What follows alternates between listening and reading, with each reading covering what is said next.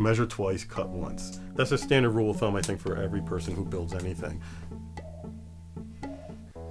There's progress at every step, and you can look back and see something that you didn't have there before you worked on that part, and take a great deal of satisfaction in that progress. On the scale of 1/4 inch to the foot, you can do everything exactly as it was. The details that's the ball game. The overall shape, finish is really important, but the closer you look, the better it gets. That's a quality model.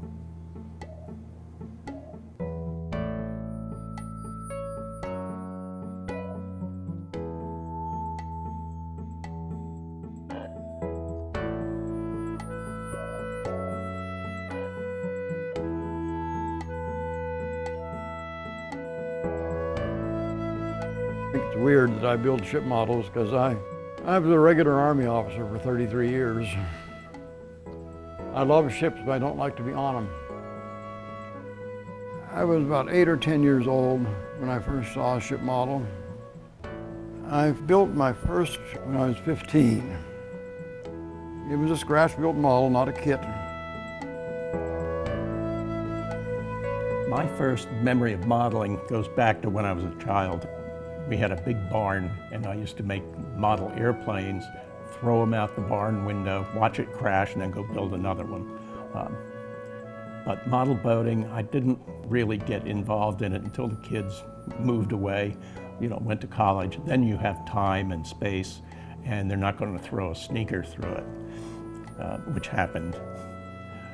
The first models I built, there were several early models that were very small, just a few inches long with toothpicks for masts, and they were very crude. I learned ship modeling through a combination of my father teaching me and then doing research and learning on my own and practicing on my own. It kind of brings you back to your childhood. I remember opening this box when I was a kid and saying, wow. And my dad was very happy that I was going to build a ship model, especially a PT boat. So he had seen them in service during the war. So he got me this one. I do love warships. It's one of my favorite subject matters to model ever since I was a child.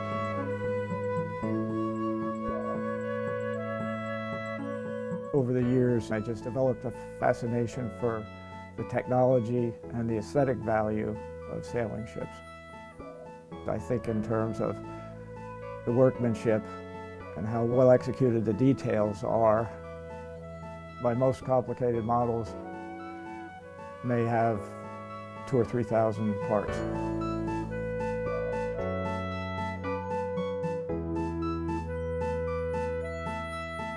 And truly, if you're doing it right, you have to use a material that best represents the piece you're making.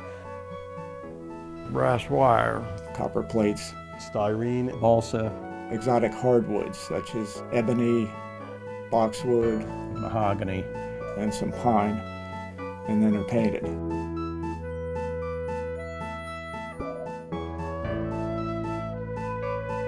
always put on enough detail to make it convincing. If you build from scratch, as I do, you can build anything if you can find a drawing. And that's all you need.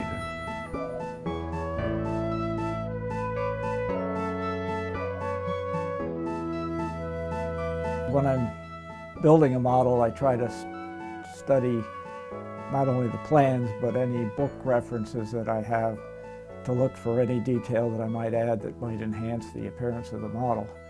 And I find in the long run, the more details that you can find out about and add to the model, the better the model becomes, and the more interesting it becomes, and the more complete looking it becomes.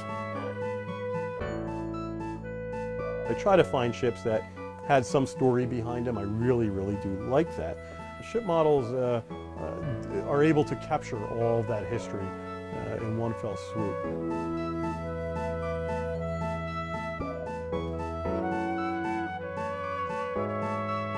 I really appreciate the lines and how the function dictates the form. I think they're just gorgeous. There's something about the gracefulness of a ship. It never really gets boring. I've built about 160 ship models. Every one is different. And every time you build one, you learn something new. When we're here at the shack on the weekends, periodically people do stop and say, wow, that's interesting. I wonder if I could do that. My response almost always is, you just need to try it, and you'll be surprised at how good you can be, especially if you know how good modeling can be. There's beautiful models in the museum, all of which can be made.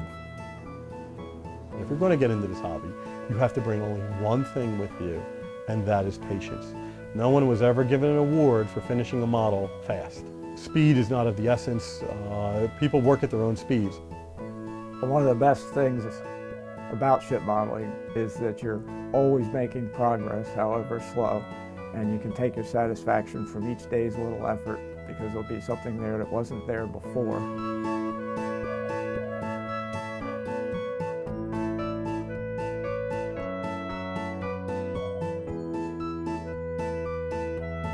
Philadelphia Ship Model Society was formed in 1931. We have all kinds of people as members. We have people who build very fine ship models. We have people who have just started building ship models. We have a lot of people who don't do it at all. They're just interested in things maritime. I've been a member of the Ship Model Society since about 1991. There's an amazing amount of knowledge there is one of the things that strikes you the most. So you have available to you a source of technical information and a way to discuss all the projects you're working on, plus the history of all the ships. We have someone here at the Seaport Museum each weekend, somebody Saturday, someone else Sunday. My experience with the Philadelphia Ship Model Society and with this shack has definitely improved my skills because we're there for 4 or 5 hours working together with another modeler, and it's that give and take I think that is really great beyond what we're doing with the patrons of the museum. It's wonderful to look up and see people curious about what you're doing. It's not very often, I think, that you have an interactive exhibit. I feel honored to have been a part of the shack in its design and actually get to see it work and work well, and know that it is contributing to young persons and older persons' imaginations and challenging them to maybe do something they've never done before and enjoy it.